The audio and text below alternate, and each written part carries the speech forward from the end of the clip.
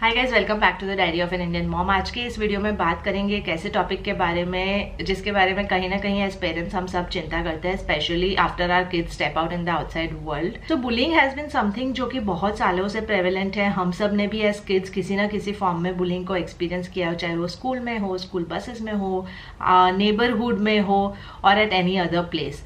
And unfortunately जबकि bullying के बारे में बहुत अवेयरनेस बढ़ रही है, स्कूल्स के भी अपने रूल्स एंड रेगुलेशंस होते हैं, but despite that it is still prevalent और कुछ केसेस में it can end up being very very harmful for the kid who is being subjected to it. और इसलिए I thought this is something that is important to discuss. Obviously मैं भी एक parent हूँ and I have a kid who is only 5 years old, यानी उसने अभी अभी पिछले 1-2 सालों से प्रॉपर स्कूल जाना शुरू किया है।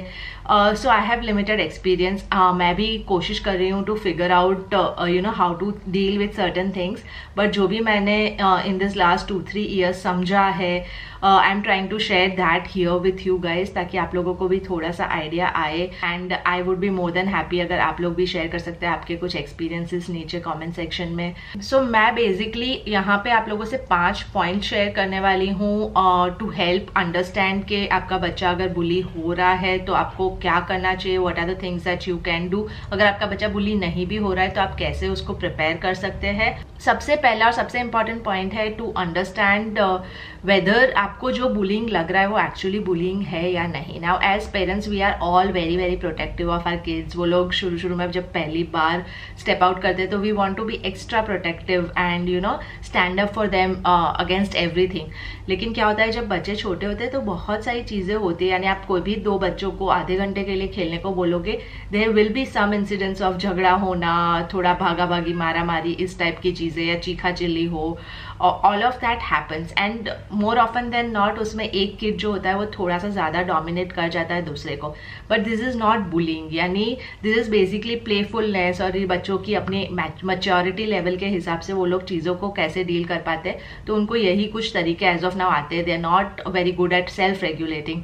सो अगर ऐसे इंसिडेंट्स हो रहे हैं जहाँ प्लेग्राउंड में या अपने फ्रेंड्स के साथ बच्चे खेल रहे हैं, आपके सामने खेल रहे हैं और या स्कूल में भी खेल रहे हैं, एंड देयर आर इंसिडेंट्स जहाँ बच्चों का झगड़ा होता है, 2 लोगों का झगड़ा होता है, and even if your kid is the one जिसको थोड़ा सा ज्यादा उस झगड़े में ही is been the victim, but still it is important to understand कि दिस इज नॉट बुलिंग और दिस इज नॉट समथिंग जहाँ पे आपको इमीडिएटली स्टेप इन करना चाहिए। द सिंपल रीजन कि while we want to protect our kids, at the same time it's important कि उनको अपने प्रॉब्लम्स खुद सॉल्व करना भी सिखाना चाहिए, क्योंकि बाहर की दुनिया में जब वो जाएंगे eventually then they will have so many things which they will have to tackle by themselves.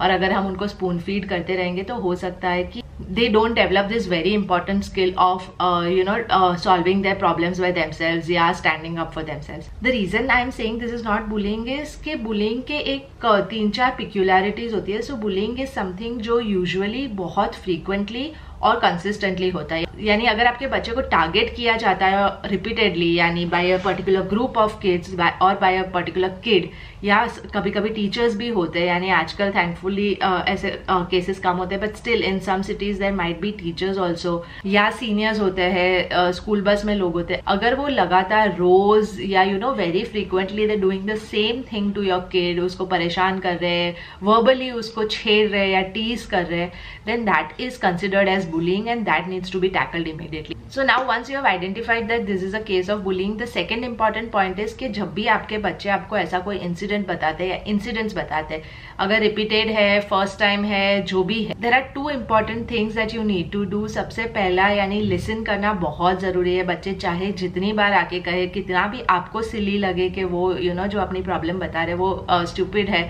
You have to listen to them for the simple reason कि उनकी एज के हिसाब से उनका प्रॉब्लम बड़ा है।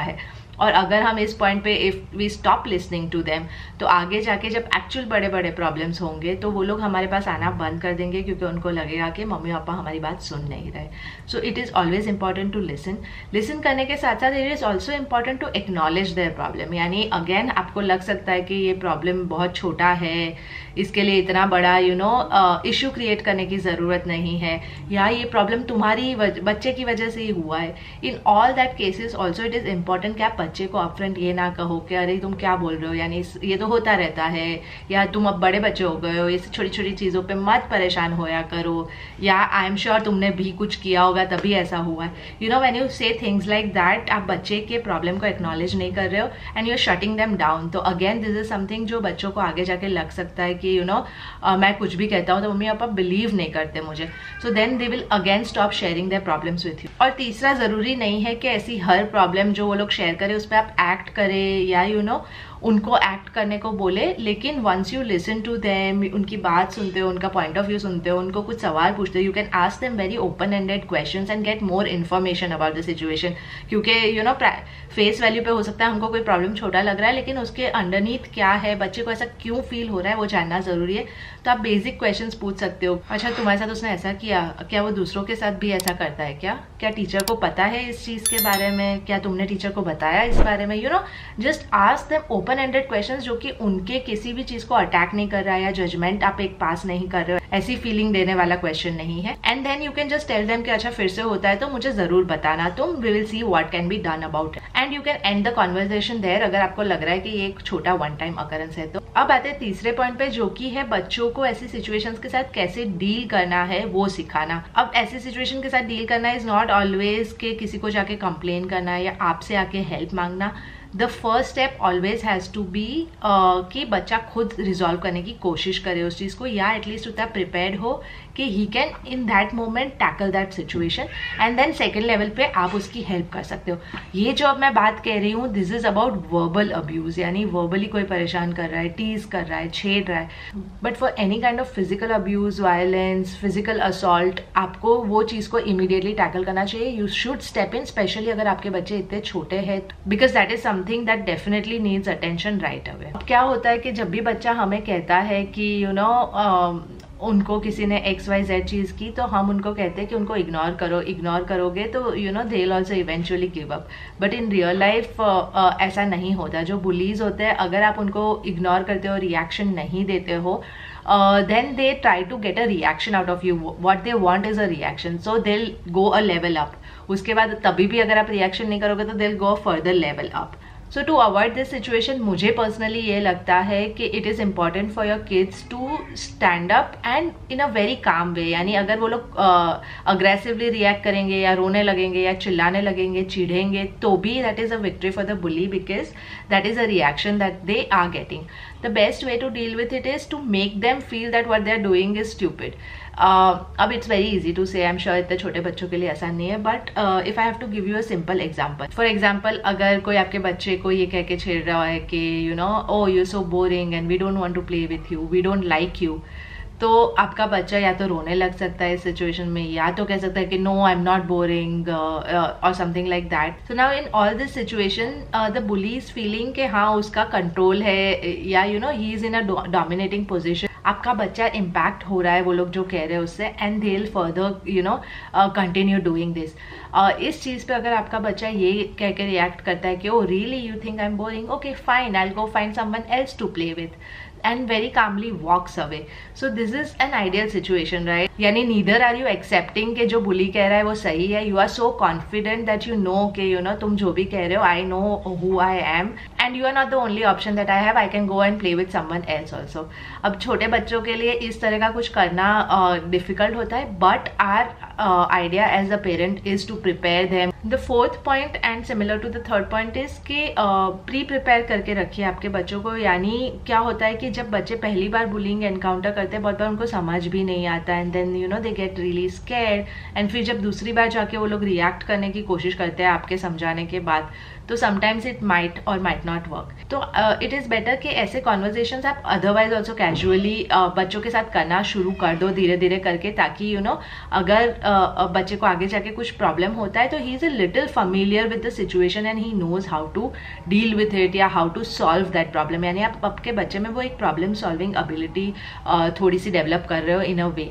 सो you can just have a conversation with an open ended question कि अगर आपके साथ स्कूल में ऐसा होता है, अगर आपको कोई मारता है तो आप क्या कर सकते हो उस सिचुएशन में। तो then you discuss the options that you have. तो या तो आप उसको सामने वापस मार सकते हो, या आप उसको कह सकते हो कि क्यों मारा तुमने मुझे, नेक्स्ट टाइम मत मारना, या तो आप जाके टीचर को कंप्लेन कर सकते हो, and then you discuss the advantages and disadvantages of all the 3 situations के। आपने उसको वापस मारा, हो सकता है उसने गलती से मार दिया हुआ, उसका ध्यान ना, और अगर आपने इमीडिएटली उसको वापस मारा then he will hit you back and this will go on and it will become a bigger fight. पर अगर आपने उससे कुछ भी नहीं कहा and if is actually a naughty or a mischievous kid, he might keep on hitting you every time and that's not right. So it's better कि आप उसको असर्टिवली बोलो कि आपने क्यों मारा मुझे, next time don't hit me.